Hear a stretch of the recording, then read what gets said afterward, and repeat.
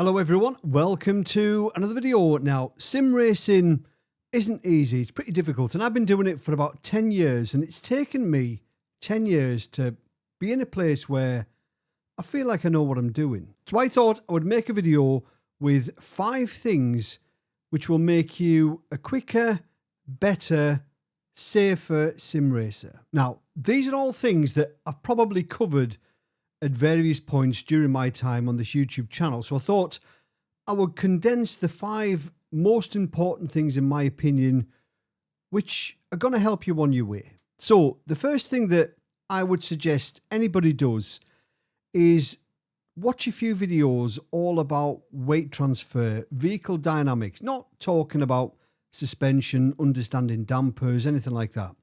It's just basic physics, how the weight of the car moves around depending on what you do, and how you can use that weight transfer to your advantage. For example, when you're braking, all of the weight is thrown towards the front of the car, loading the front tyres, which makes trail braking easier. Same on corner exit, progressively get on the gas, load up the rear suspension, load up the rear tyres, gives you more traction. Also things like going over curbs, just a little bit of gas before you get there, take the weight off the front, just makes the car glide over easier. Same with loading up the outside of the car when you're putting your inside tyres over the curb. So just take a bit of time, loads of videos on YouTube, and when it clicks, you can use that weight transfer to your advantage. Now for the second tip, linking in with the first one, is just take your time. Don't rush the inputs. Try braking earlier, but more gently.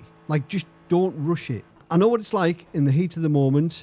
You always try and brake as late as you possibly can. You try and steer as sharply as you can. You try and get on the gas as early as you can. But all that does is puts energy through the tyres, which means that you can do that for a lap, 2 laps, and then the tyres say no. Now, a good thing to practice, if you do feel like you're one of those drivers that rushes things, is just try a few laps right foot braking. If you are a left foot braker, forget about that. Just brake with your right foot, and that will prevent any kind of pedal overlap.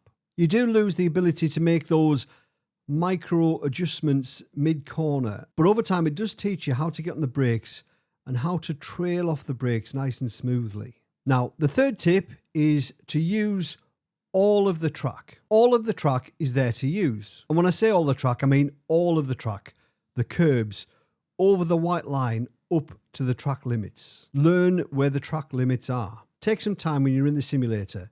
Drive to the edges of the track. You'll feel through the force feedback when you go on the grass. And have a look at the dashboard. Pick a point on there which lines up with the white line on the edge of the track. I made a video on this topic quite a while ago now.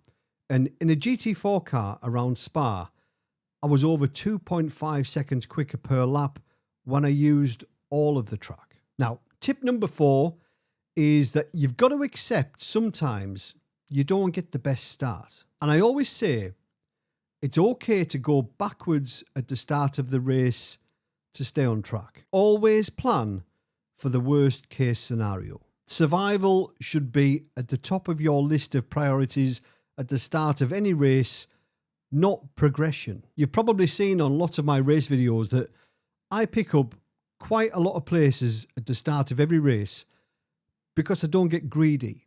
I think about self-preservation, and that should always be key. Now, tip number 5 is watch what the faster guys are doing. What are they doing differently to you? How much of the track are they using? Are they turning in earlier than you or later than you? Are they using more curb, less curb? What gear are they in? All of these things could result in a 1/10, 2/10 per corner.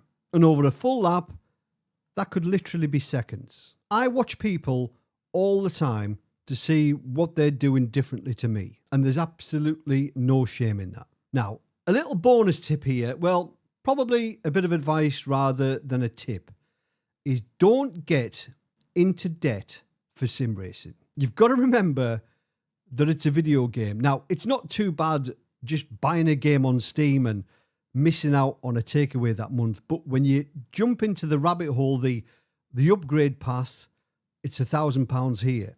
It's £1,000 there. I've been guilty of it in the past. Just, I'll throw it on the credit card and I'll worry about that later. But you can always improve with the gear that you already have. So there we go. That's 5 tips from me.